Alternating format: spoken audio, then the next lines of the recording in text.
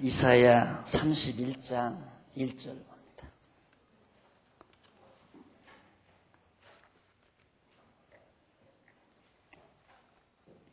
이사야 31장 1절. 도움을 구하러 애굽으로 내려가는 자들은 화 있을진저. 그들은 말을 의뢰하며 병거의 많음과 마병의 심이 강함을 의지하고 이스라엘에 걸어가신 자를 앙모치 아니하며 여호와를 구하지 아니하거니와 여호와께서도 지혜로우신 즉 재앙을 내리실 것이라. 그 말을 변치 아니하시고 일어나사 악행하는 자의 집을 치시며 행악을 돕는 자를 치시리니 애굽은 사람이요 신이 아니며 그 말들은 육체요 영이 아니라 여호와께서 그 손을 드시면 돕는 자도 넘어지며 도움을 받는 자도 엎드러져서 다 함께 멸망하리라. 지금 우리는 하나님께서 유다 백성, 예루살렘과 유다 백성을 다스려 주실 것, 통치해 주실 것을 약속하시는 말씀 가운데 그 말씀 중에서 하나님께서는 백성들로 하여금 여호와 하나님을 경외하도록 다스려 주겠다. 그러니까 결국 하나님께서는 백성들이 여호와 경외하게 하도록 다스려 주겠다. 백성을 다스려 주겠다 하는 약속, 언약을 해 주시고요. 그 다음 두 번째가 이제 의지하는 것을 내가 다 멸해버리겠다. 그러니까 백성들로 하여금 하나님 여호와만 의지하게 하시고, 그리고 만약에 다른 하나님만을 경외하며 의지하게 하시고 다른 걸 의지할 때에는 그 의지하는 것을 하나님이 멸하시겠다. 그것이 바로 30장부터 나오는 내용이거든요. 근데 오늘은 31장 내용에서 계속해서 의지하는 것을 하나님이 멸하시겠다. 지난 시간에도 말씀드렸죠. 통치, 하나님의 통치 언약.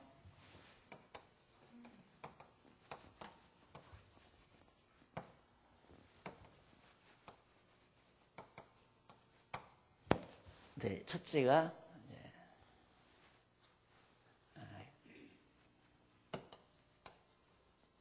하나님 경외하게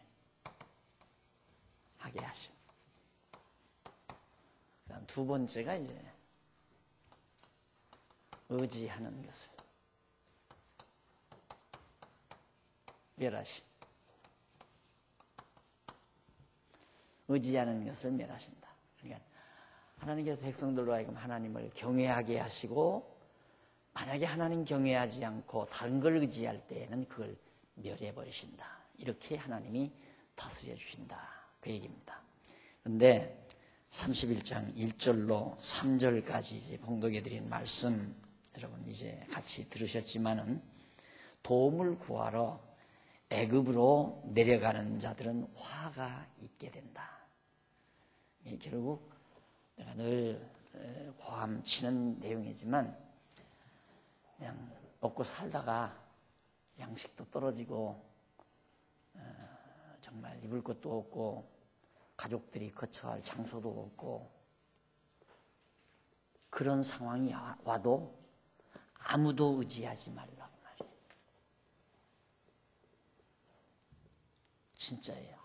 아무도 의지하지 말아야 돼요. 인간은 사람이 그 지경 정도 가면 다 싫어해요. 누구나 싫어해요.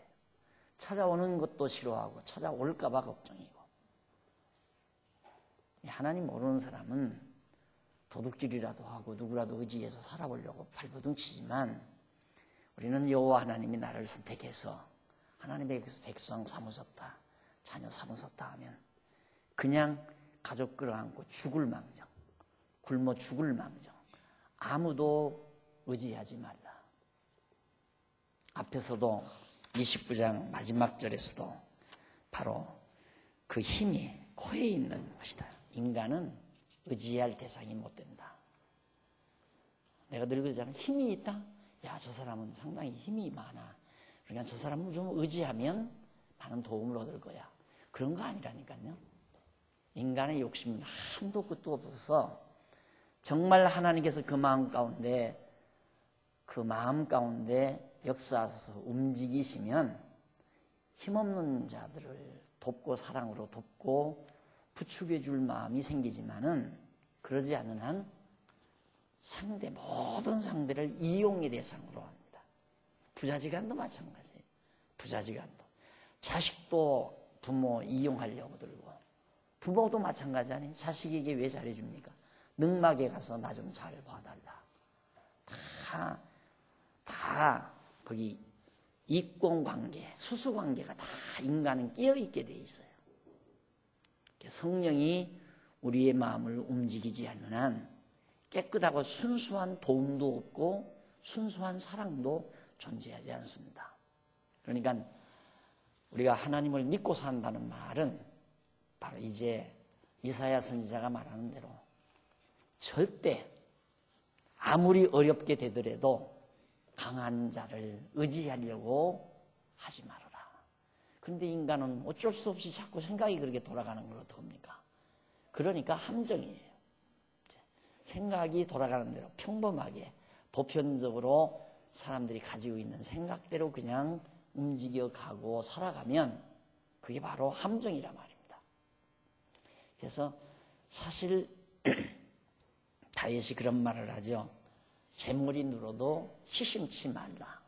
인간이 가장 의지하는 게 돈 아닙니까? 왜 인간이 돈을 쌓아놓으려고 그래요? 그걸 쌓아놓으면 든든하다고 그래요. 어느 분이 그러더라고요.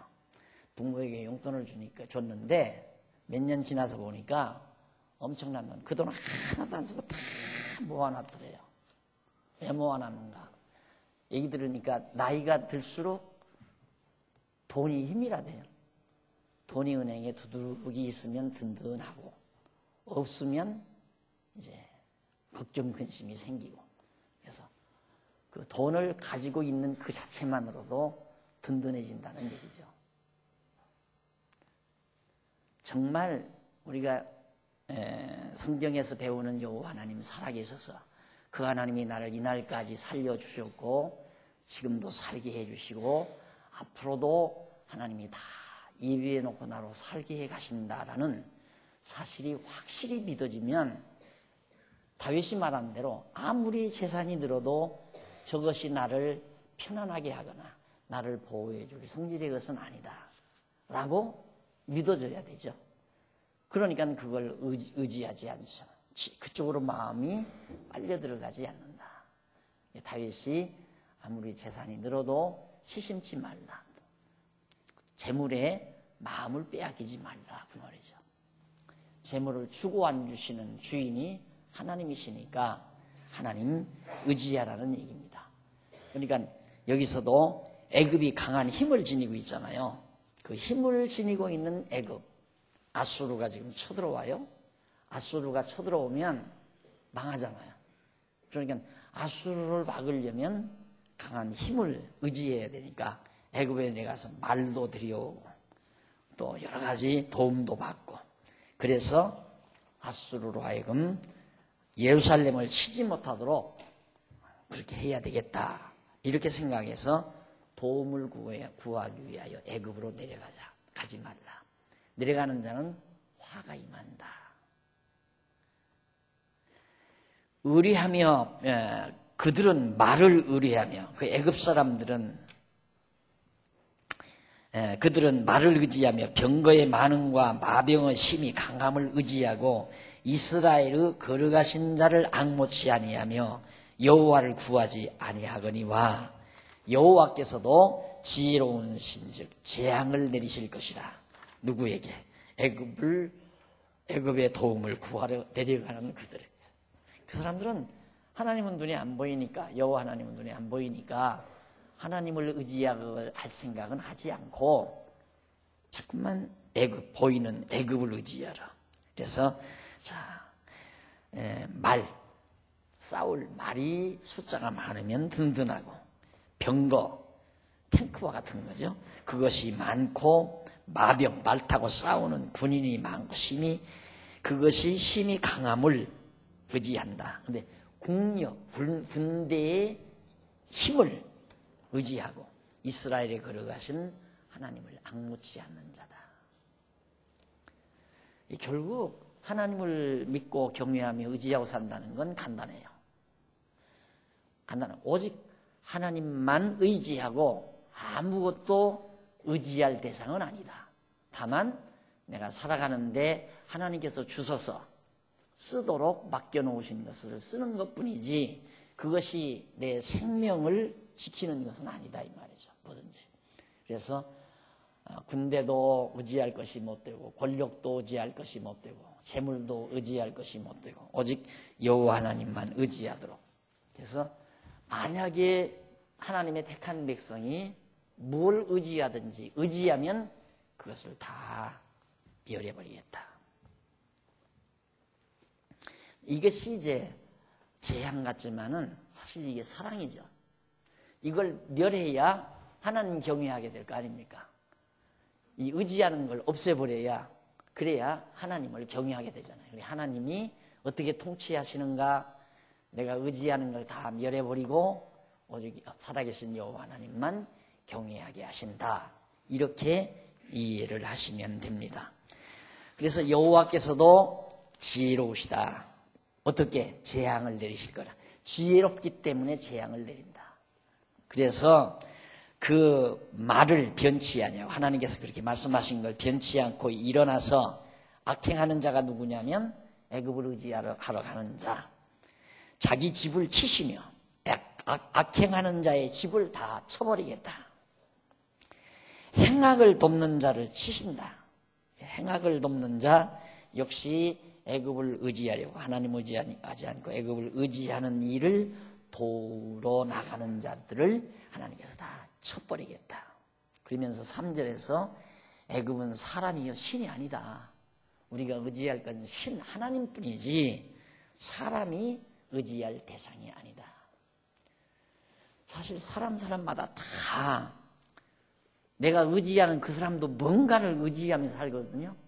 내가 의지하는 인간이 의지하는 그 사람도 아무것도 의지하지 아니하고 자기 힘으로 당당하게 사는 사람은 없어요. 한쪽에 뭔가를 의지하고 사는 연약한 존재란 말입니다. 그 사람을 의지하고 산다. 생각해 보십시오. 가장 제가 이렇게 살아보니까요. 이 짧은 세상을 좀 살아보니까 후배들이 나를 의지하는 듯 싶은 것처럼 괴로운 게 없더라고요. 가장 괴로워요. 나를 의지하는 것처럼. 근데 사람은 자연스럽게 내가 힘이 없고 연약할 때는 다 내 곁을 떠나더라고요. 좀 살아보니까 자기들이 볼 때 박 목사 이제 아무런 힘이 없구나. 나한테서 도움받을 것이 없구나. 밑에서 있어봤댔자 교회 하나 소개도 못 받겠구나. 다 나가 떨어져요. 그런데 조금 이제 정리가 되니까 그게 아니더라고요. 자꾸 의지하려고 들어요. 그것처럼 괴로운 일이 없어요. 왜? 내가 도저히 할 수 있는 일이 아닌데 또 내 능력이 있는 것도 아니고 그런데 의지를 해요. 그래서 사람을 이용해 먹기가 참 좋은 거구나.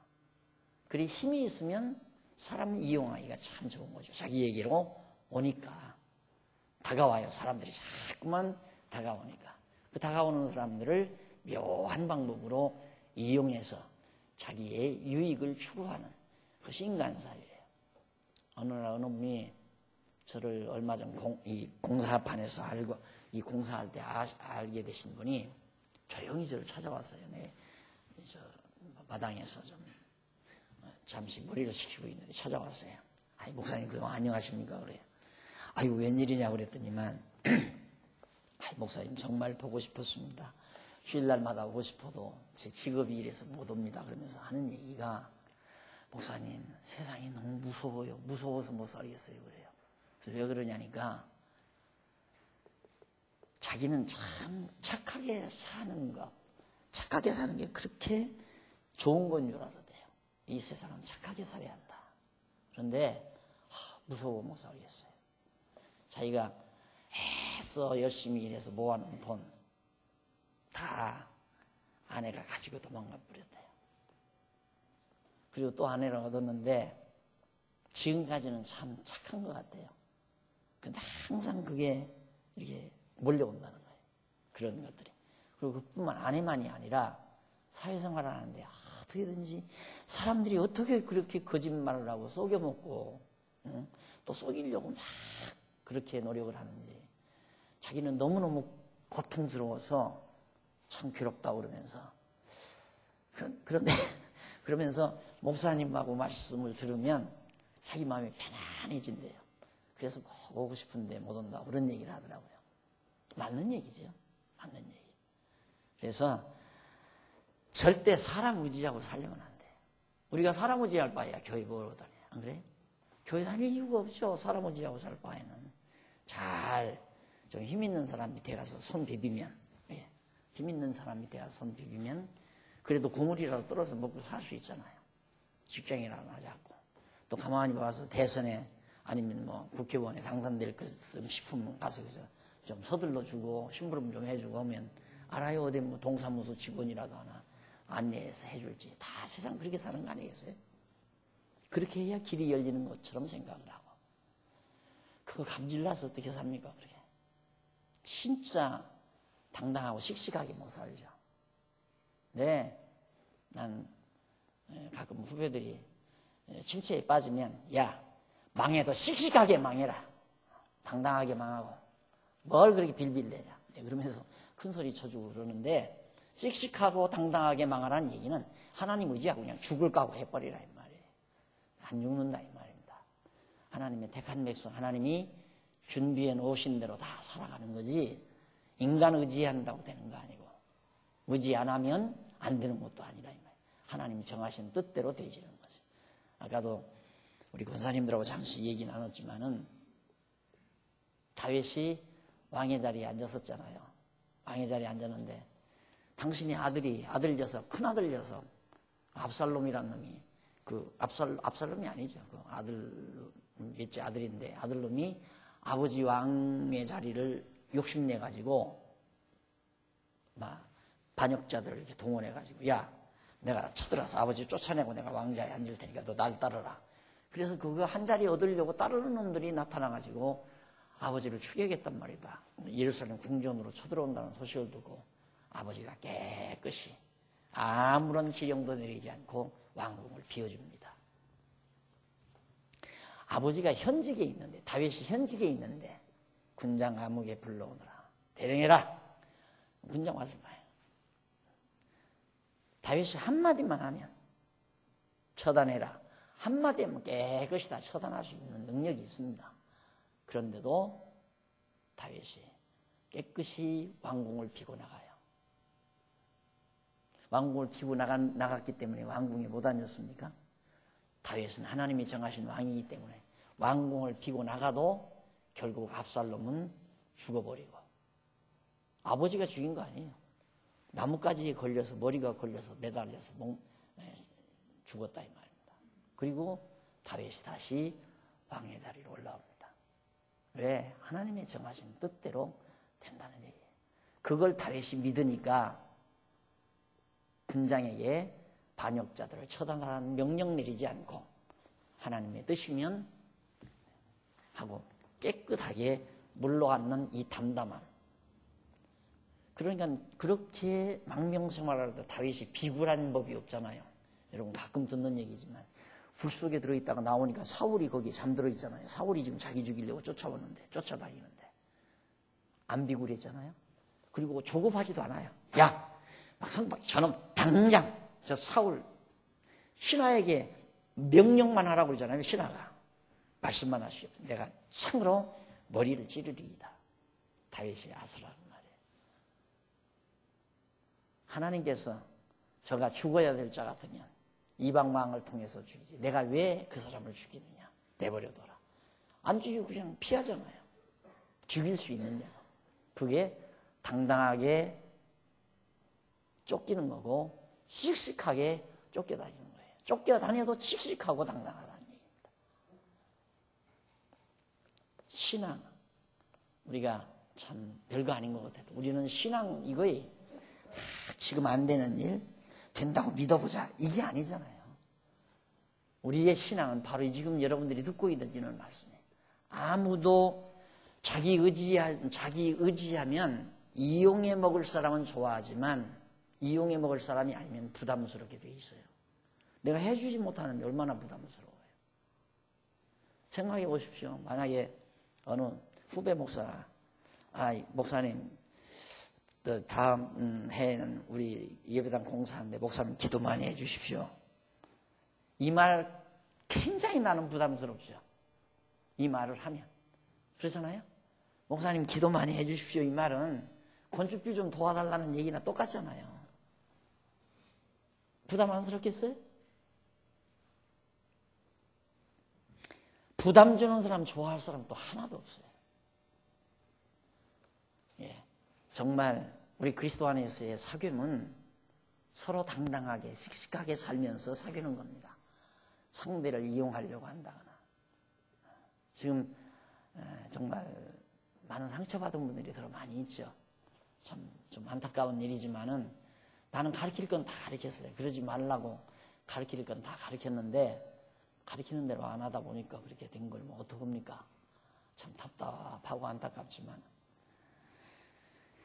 우리가 정말 이 이사야 선지자를 통해서 하나님께서 말씀하는 이 내용 지금도 그 하나님 살아계셔서 우리를 주관하시고 다스리시고 애굽은 사람이요 신이 아니며 그 말들은 육체요 영이 아니라 여호와께서 그 손을 드시면 돕는 자도 넘어지며 도움을 받는 자도 엎드러져 다 함께 멸망한다.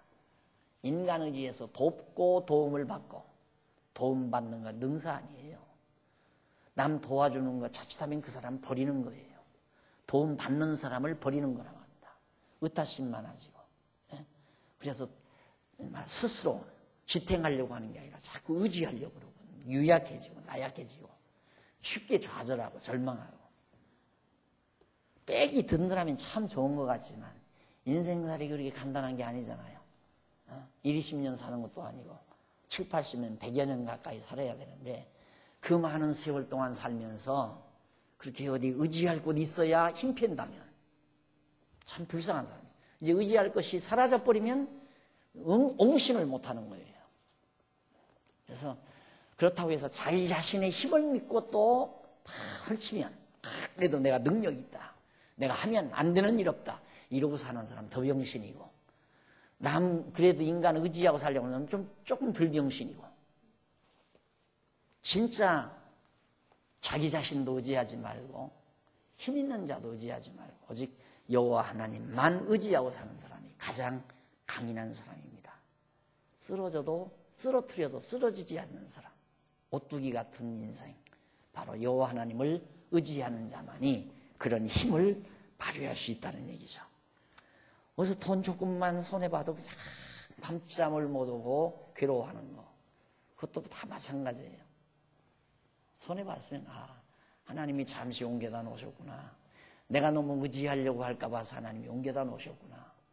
쉽게 처리를 할 수 있다면 여호와 하나님 의지하는 사람이지만 그게 자꾸 새록새록 생각이 나서 밤잠 안 오고 머리가 아프고 그 다음 괴로워지고 근심 걱정이 쌓이고 그러면 믿음이 있다고 그렇게 장담할 수는 없잖아요.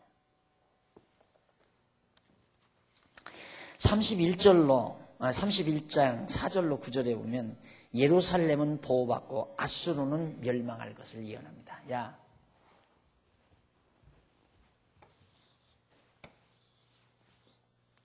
애굽, 유다, 애굽으로 가지 말라. 여기 의지하지 말라. 왜? 너희를 괴롭히는 아수르 내가 멸망시킨다 이 말이에요. 내가 멸망시킬 테니까 여기 의지하러 가지 말라. 말 좀 거기서 얻어오려고 가지 말라. 강한 힘 애굽이라고 해서 너희들 살게 해주는 게 아니다. 내가 너희를 괴롭히는 아수르를 멸망시키고 너희는 내가 보호해주마.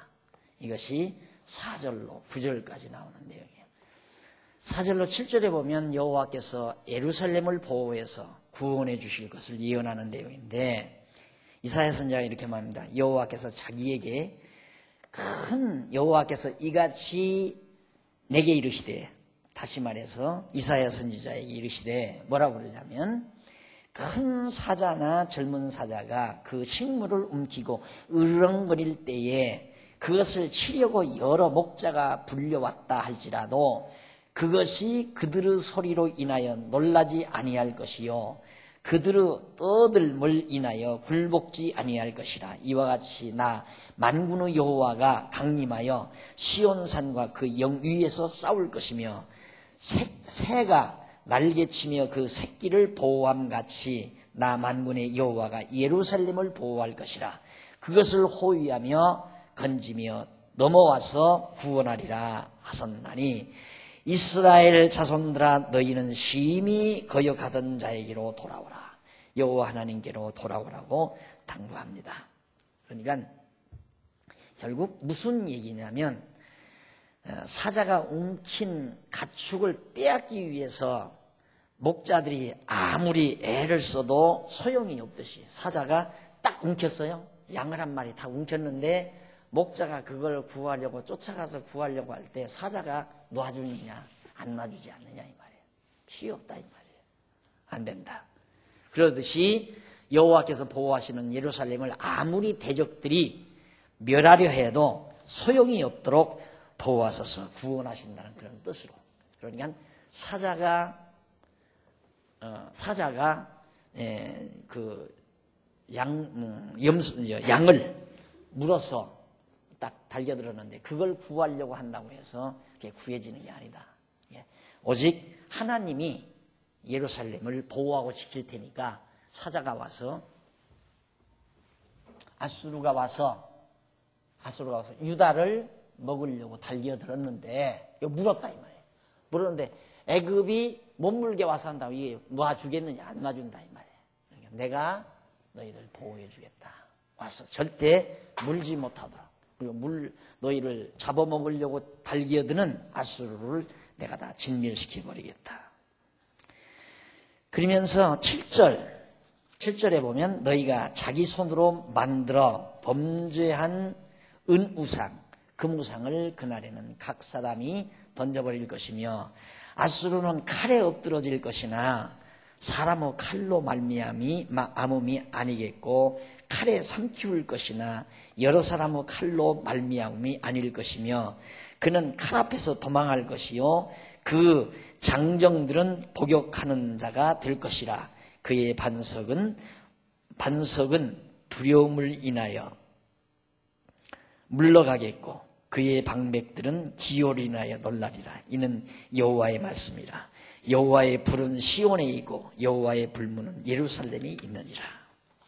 8절로 9절, 바로 아스루 군대가 예루살렘에 의해서 칼에 멸망당할 것을 예언해 주고 있습니다. 그러니까 이건 하나님께서 의지하지 말라 그 말이에요. 내가 너희들을 보호해 줄 테니까 애굽 의지하지 말라. 그 하나님이 지금도 살아계셔서 우리들의 삶을 그렇게 주관하시고 다스려 간다는 건 너무 분명한 거 아닙니까? 우리가 교인이 됐다. 이 지상이 하나님의 나라 아니에요? 교회는 하나님이 다스려가는 곳이다. 하나님이 통치자예요. 하나님이 교회를 다스려가고. 그러니까 교회를 위해서 어떤 인간을 의지한다. 이 교회가 교회되도록 하기 위해서 어떤 인간을 의지한다거나. 이게 참 그게 쉬운 일이 아니죠. 특히 목회자 입장에서는 예를 들면 참 교회에 많은 헌납을 하고 힘이 되고 경제적으로 힘이 되고 정말 도움이 되는 분. 인간적으로 생각하면 저분 상처나면 안 되는데, 야 저분이 만약에 교회를 안 나온다면 크게 큰 문제가 되는데, 이런 생각, 인간이기 때문에 안 한다는 건 그리 쉬운 일이 아닙니다. 저는 많은 경험을 했어요. 이 30년 동안에 그런 경험을 수없이 했어요. 저분 안 나면 교회 안 될 것 같은. 그게 이제 목회 초년생이니까 그런 생각을 한 거죠. 다 되더라고요. 다. 생각해 보십시오. 장로님들이 7, 8명 됐을 때 그 장로님들 다 안 나오면 교회 안 될 거 아니에요. 다 나가도 교회 더 잘 되더라고요. 그거 하나 하나님께서 나에게 가르치려고. 아무도 의지하지 말아라. 박 목사님 좋다고 막 다 나와서 이 박 목사님 말씀이 치고 얼마나 장로님들이 날 싸고 돌고 어느 날 변하기 시작하는데요. 하루아침에 다 등 돌리더라고요. 난 그래서 교회에 이제 문 닫는 줄 알았어요. 그런데 힘없는 양반들 몇십 명이 모여서 결국 교회 다시 일으키는데 사람이 힘 있는 사람이 있어야 교회가 되는 게 아니구나 하는 걸 깊이 배우고요. 그래서 정말 이런 내용의 말씀을 읽을 때마다 당돌하게 제가 말할 수 있는 건 바로 그게 확실히 믿어지고 사실이 그렇고 그렇기 때문에 여러분들에게도 제가 힘있게 말씀을 드릴 수 있다. 만약에 그런 경험을 하나님께서 나에게 안 시켜줬다면 나의 믿음이 그렇게 컸겠습니까? 안 컸죠.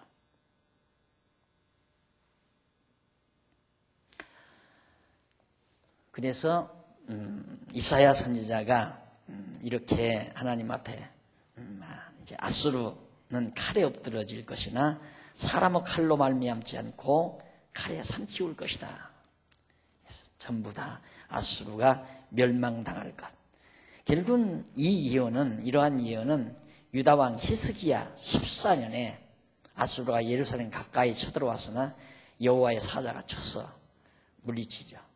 여러분 기억날 거예요. 히스기야가 아수르가 쳐들어와서 막 아수르 군장 사네림인가요? 막 와서 막 멸시하는 말을 하죠.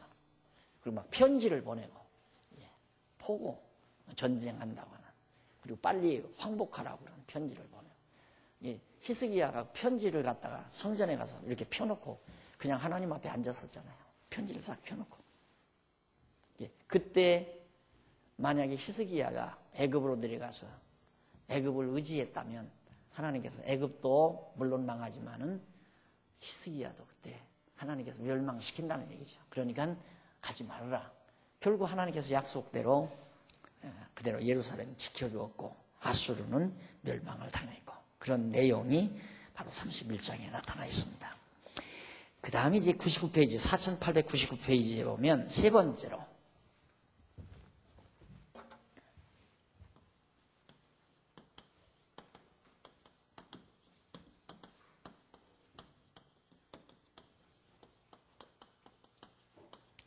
바른 통치자를 세우신다.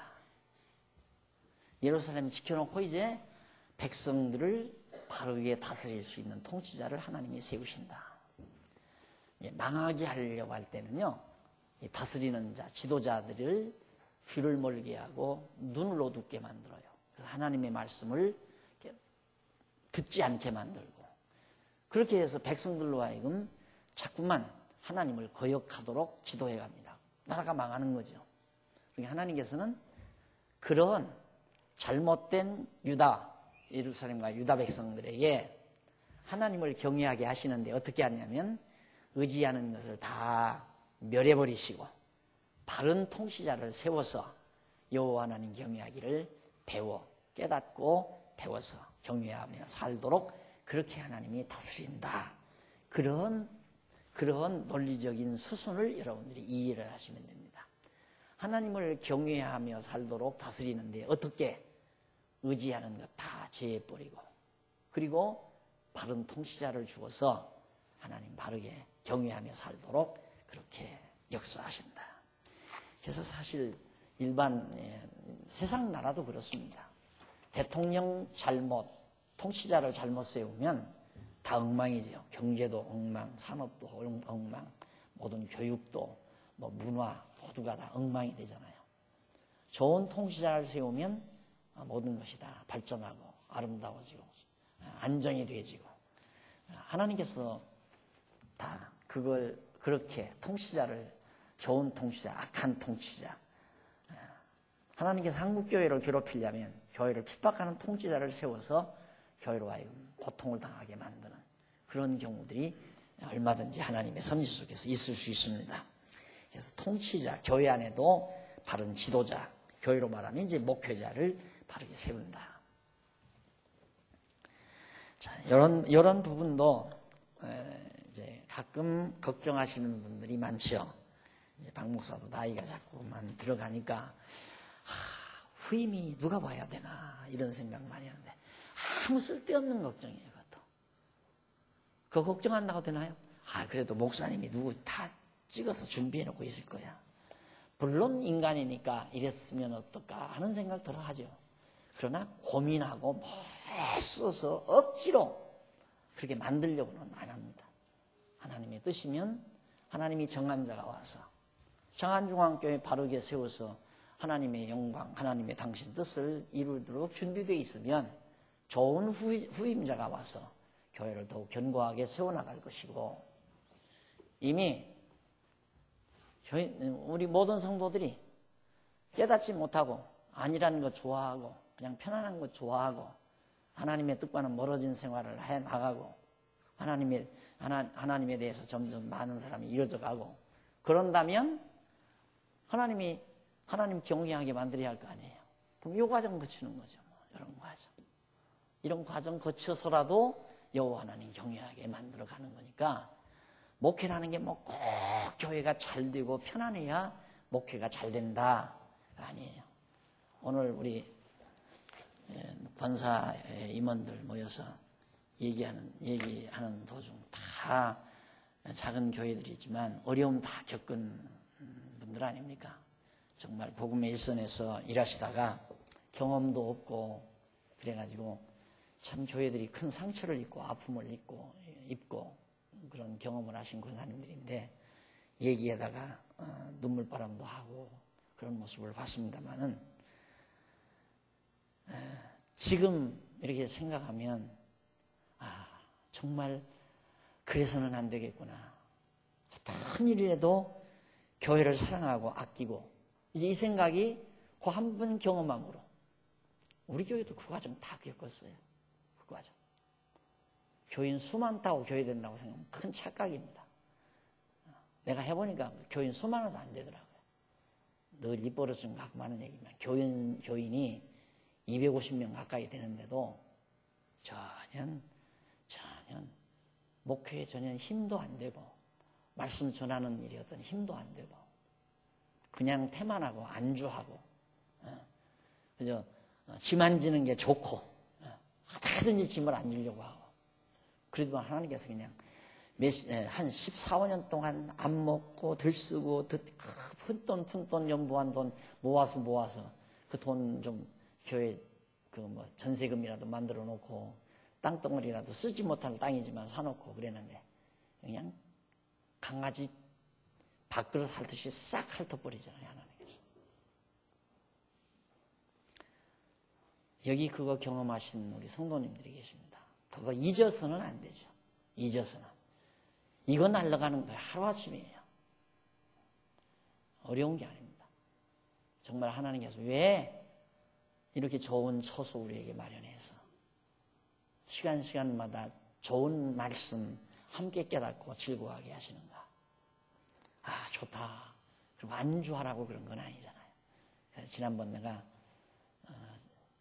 연합회 때에도, 예전도 연합회 때도 그런 얘기 했습니다만은, 하나님께서 이처럼 이제 행정적으로 체제를 갖추어 왔을 때는 선한 싸움 싸우게 하려고 체제를 갖추고 무장케 하시는 거지, 싸움 안 할 바에야 뭐 하려고 체제로 무장하게 하시겠어요. 우리 교회 이제 체제가 잘 갖추어져서 정리가 되기 때문에 이제는 선한 싸움을 싸워야 하는, 뭐 정한 뜻 안에 하나님께서 그게 정해놓은 뜻이기 때문에 틀림없이 우리 성도들의 마음속에 선한 싸움을 위해서 일하고자 하는 열정을 성령이 주시지 아니하시면 이 과정을 한번 겪게 하겠다라고 준비해 놨다고 생각하면 틀림이 없습니다. 우리가 안주하고 그냥 나태하고 태만하고 그냥 이대로가 좋다 하고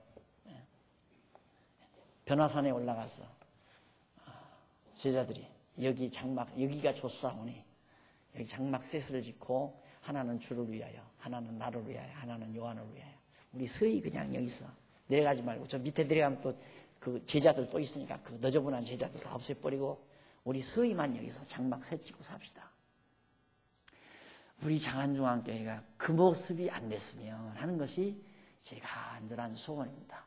지금으로 봐서는 그런 느낌을 상당히 제가 받아요. 이대로가 참 좋습니다. 왜 좋으니까 얼마나 좋아요? 아쉬운 거 없고.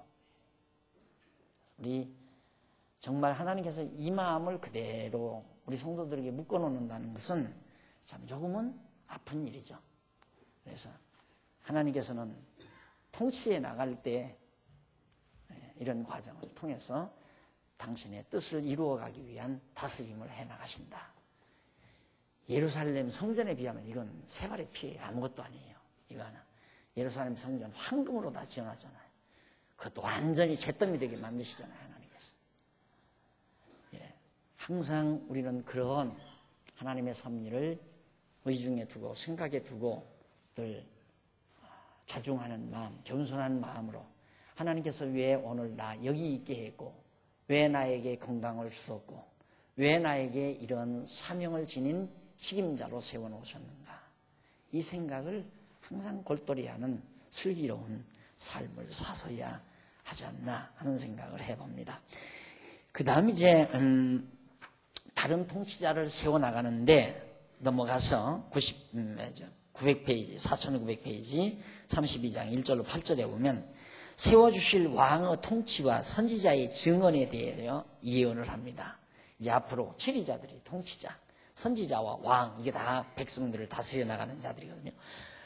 자, 1절로 8절 사이에 이제 그런 내용인데 우선 그 가운데서 1절로 4절 901페이지에 보면 이사야 선지자가 왕은 의로 통치하고 선지자는 말씀을 전할 것을 예언하는 그런 내용입니다. 왕은 의로 통치한다. 하나님의 뜻을 따라 통치한다. 선지자는 하나님의 말씀을 바르게 백성들에게 전한다. 당연한 거죠. 우리 당회가 우리 장안중앙교회가 바르게 세워지려면 우선 좋은 장로님들이 잘 세워져서 통치를 의로 뭘로 통치하는가. 하나님의 뜻, 의라는 게 하나님의 뜻이라고 그랬죠. 의로 다스린다. 의, 하나님의 뜻이란 말입니다. 자기의 뜻, 자기의 생각, 자기의 이상으로 다스리는 게 아니라 하나님의 말씀을 잘 깨달아서 하나님이 기뻐하시는 뜻이 무엇인가 그걸 아는 장로님들이 교회를 잘 다스려가고 그 다음 이제 목회자는 와서 하나님 말씀 가감없이 깨끗하게 전하고 그러면 하나님께서 아름답게 교회를 다스려 가시는 그런 섭리지만은 오는 목회자가 와서 자기 지식 자랑이나 하고 자기 어떤 꿈이나 펴려고 하고 또 세워진 장로님들도 서로 파당이 돼가지고 네가 먼저냐 내가 먼저냐. 이제는 우리 장안중앙교회가 내가 개척자인데 개척자 입장에서는 상당히 유리한 게 많죠. 장로님들에게는 상당히 도움되는 것도 많고 그러나 개척자가 일단 떠나면 바톤이 이제 리레이를 할 때 바톤이 있잖아요. 그걸 받는 자가 있잖아요. 여러분이 생각하더니 교회 바톤이 후임자에게 넘어간다고 생각할 거예요. 그건 잘못이에요. 여러분들이 받으셔야 돼요. 특히 당회가 받아야 돼요. 장로님들이 받는 거란 말입니다. 목회자는 왔다가 갈 사람이에요. 나야 여기서 시작해서 여기서 늙어서 죽게 될지 모르지만은 이제 초청받아서 청빙받아서 오는 목사는 언제라도 장로님들이나 성도들이 싫다고 하면 1년 만이라도 가야 되고 2년 만이라도 가야 될 사람들이란 말입니다. 그러니까 그분은 주인의식이 없어요. 있는 동안 큰 어려움 없이 그저 불편 없이 성도들도 존경받으면서 있다가 편안히 있다가 가면 그걸로 끝나는 거예요. 그러나 나 같은 경우는 개척자이기 때문에 여기 모든 게 다 여기에 다 쏟아붓잖아요. 여기에 온 정력 다. 그렇기 때문에 장로님들이 아직 주인의식이 아무래도 결여되죠. 개척자 목사하고 같이 일하는 동안은. 그러나 개척자 목사가 떠나면 완전히 장로님들에게 주인의 바톤이 탁 넘어갑니다. 주인의식의 바톤이. 그래서 정말 세워지는 장로님들이 마음과 뜻을 모아서 어떻게 하면 우리 교회를 찾아드는 성도들이 편안하게 하나님의 말씀 바르게 듣고 마음의 평강을 얻고 즐겁게 힘있게 씩씩하게 그렇게 세상과 더불어 싸워 이기며 살 수 있게 될까? 그렇게 다스려가는, 그렇게 하나님의 뜻을 따라 의를 따라 자기 욕심대로 자기 뜻대로 다스리는 게 아니라 의로 다스려간다. 그런 왕을 세우고 또 하나님의 말씀만을 전하는 선지자를 세우겠다 하는 얘기예요. 보라 장차 한 왕이 의로 통치할 것이요 방백들이 공평으로 정사할 것이며 라고 예언을 하죠. 한 왕은 물론 아수르가 쳐들어왔다가 패망할 당시에 유다 왕 히스기야 왕입니다. 그래서 히스기야 왕이 가장 선한 왕이라고 그러잖아요. 왕 중에 이스라엘 남쪽 유다 왕 중에 히스기야 왕 굉장히 선한 왕으로 하나님께서 히스기야 왕을 세우실 것을 약속을 하는 거예요. 하나님께서 그대로 세워가지고 히스기야 때 대개혁이 단행이 됩니다. 부패한 모든 관리들이 다 그리고 우상들 다 타파해버리고 깨끗하게 개혁을 해서 나라를 쇄신하는 그런 역사가 일어났죠. 자, 그런 일들을 하나님께서 히스기야 왕을 세워서 하시겠다는 그런 얘기거든요. 그리고 또 그 사람은 광풍을 피하는 곳, 폭우를 가리우는 곳 같을 것이며 마른 땅의 냇물 같을 것이며 곤비한 땅의 큰 바위 그늘 같으리니라고 예언하는데 의로 통치하는 히스기야 왕은 백성에게 보호자가 되고 기쁨과 안식을 준다는 그런 뜻으로 비유적으로 말을 한 겁니다. 그러면서 보는 자의 눈이 감기지 아니할 것이요 듣는 자의 귀가 기울어질 것이며 조급한 자의 마음이 지식을 깨닫고 어눌한 자의 혀가 민첩하여 말을 분명히 할 것이라 이렇게 예언을 합니다. 이건 선지자가 바르게 예언한다는 말이에요. 이런 예언 역시 히스기야 시대에 이루어집니다. 역대하 29장 1절로 31절 1절로부터 31장 21절까지 그때 정말 바르게 선지자들이 예언을 해서 백성들이 다 깨닫고 우상을 타파하고 정리하고 그런 경우가 참 많습니다. 정말 하나님께서 그런 좋은 지도자, 좋은 왕, 통치자 그 교회가 잘 되느냐 못 되느냐는 그 교회 장로님들이 바르게 서지느냐 못 서지느냐에 따라 결정적이죠. 왜? 장로님들이 치리자니 하나님께서 교회를 다스리는 치리자로 하나님이 도구로 쓰시는 거거든요. 그러니까 왕은 물론 예수 그리스도가 왕이지만은 지상에서 왕의 청지기로 다스리는 일에 쓰임받는 자가 장로란 말입니다. 물론 목사도 다스리지만 목사는 선지자처럼 말씀 전하는 것으로 쓰임받는 거예요.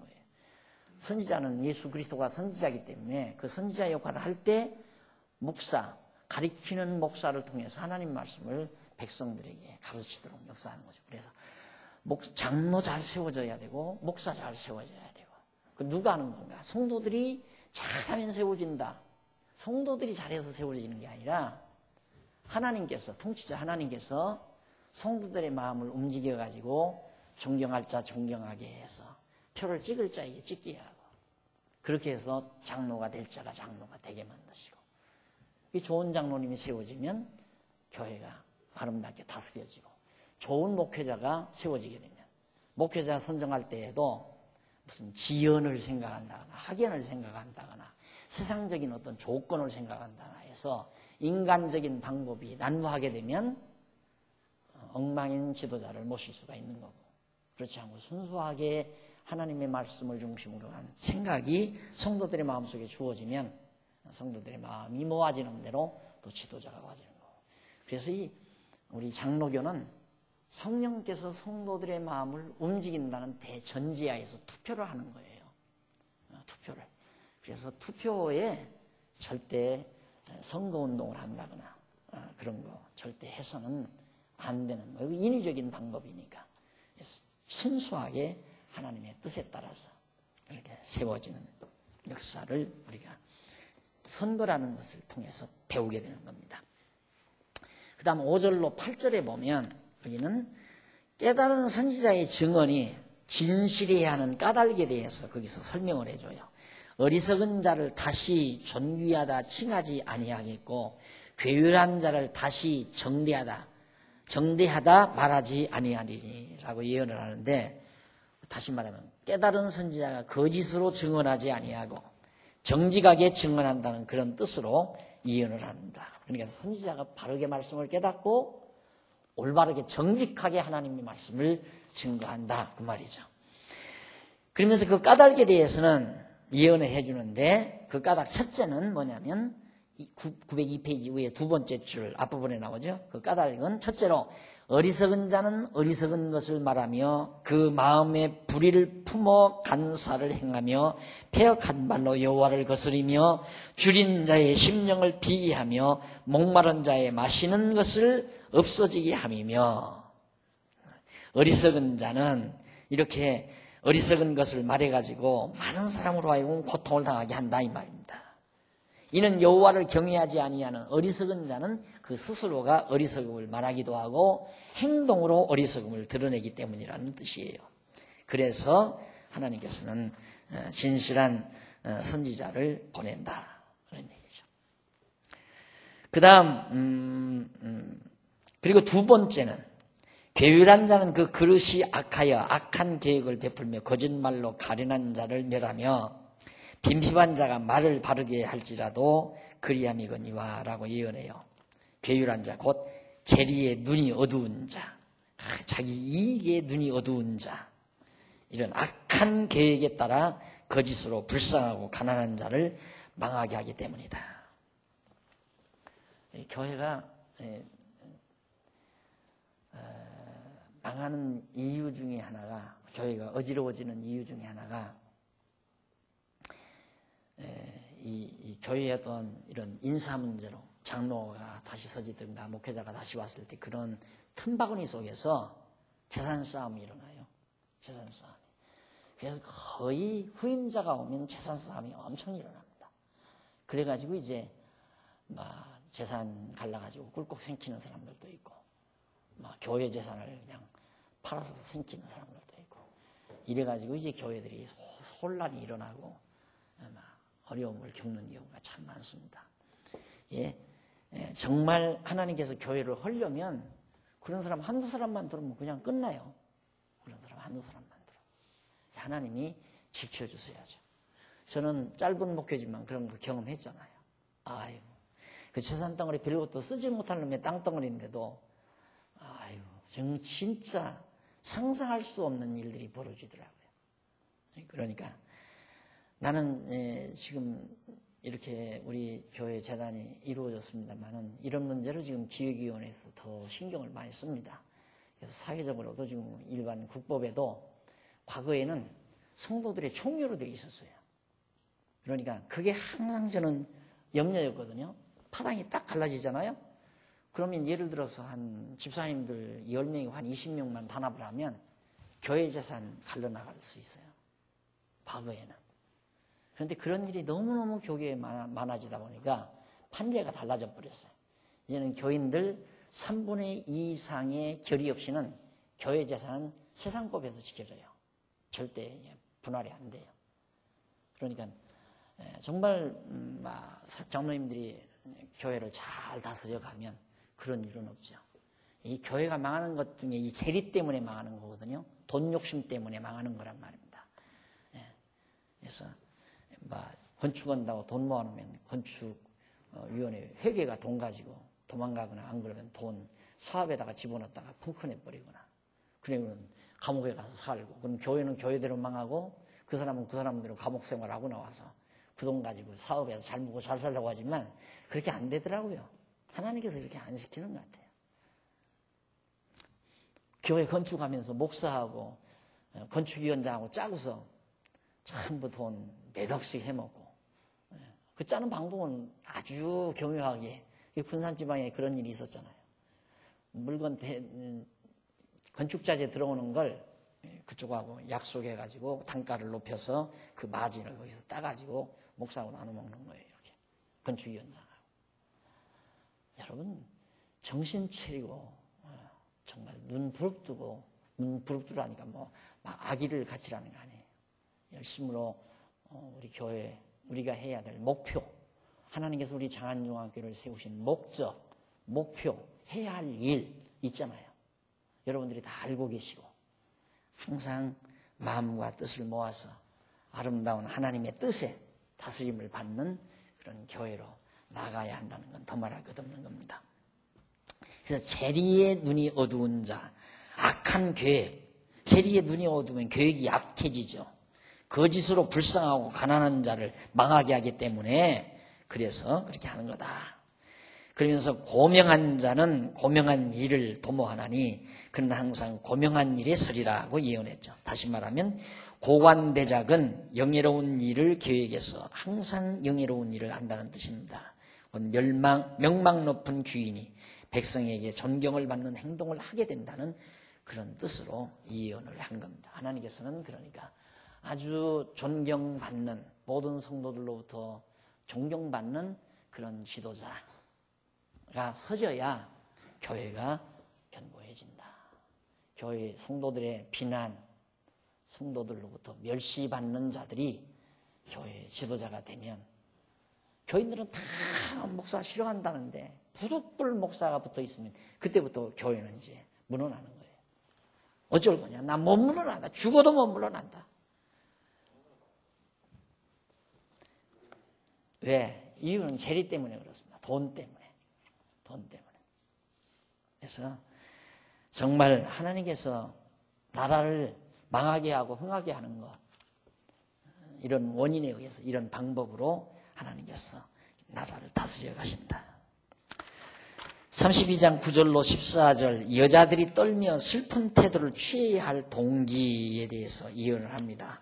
그러니까 그런 어려운 일이 오게 되면 여자들은 통곡하고 울며 불며 그래야 된다 하는 얘기인데, 그 내용 다음 시간 우리 살피도록 하고 오늘 강의 여기서 마무리합니다. 기도하십시다. 살아계신 하나님 아버지, 우리는 여호와 하나님 살아계셔서 역사를 주관하시고 다스리신다고 생각하고 그렇게 믿기도 한다면서 때때로 하나님 여호와보다 사람을 의지하는 경우도 있고 어리석은 자처럼 하나님이 아닌 것을 더 의지하는 미련한 삶을 살 때도 많이 있습니다. 그래서 결국 우리는 함정에 빠져서 허위적일 때도 있고, 하나님 아버지, 오늘 또 귀한 말씀 들었습니다. 이 말씀이 우리의 생명의 양식이 되게 하시고 우리의 생활의 길의 등불이 되도록 역사하시옵소서. 천하에 없는 거라도 하나님 이외에는 의지하는 법 없게 하시고 어떠한 일이라도 근심 걱정으로 맞이하지 않도록 역사해 주시옵소서. 가정도 나라도 나 자신도 하나님이 지키시고 보호하신다는 확신을 가지고 당당하게 힘있게 씩씩하게 악의 세력과 더불어 선한 싸움 싸우며 승리하는 귀한 종들 되도록 역사하시옵시기를 비오며 어두운 밤길 지켜주시고 주 안에서 다시 만날 때까지 평강의 영이 저희와 함께해 주시옵소서. 예수님의 이름으로 기도드립니다. 아멘. 하늘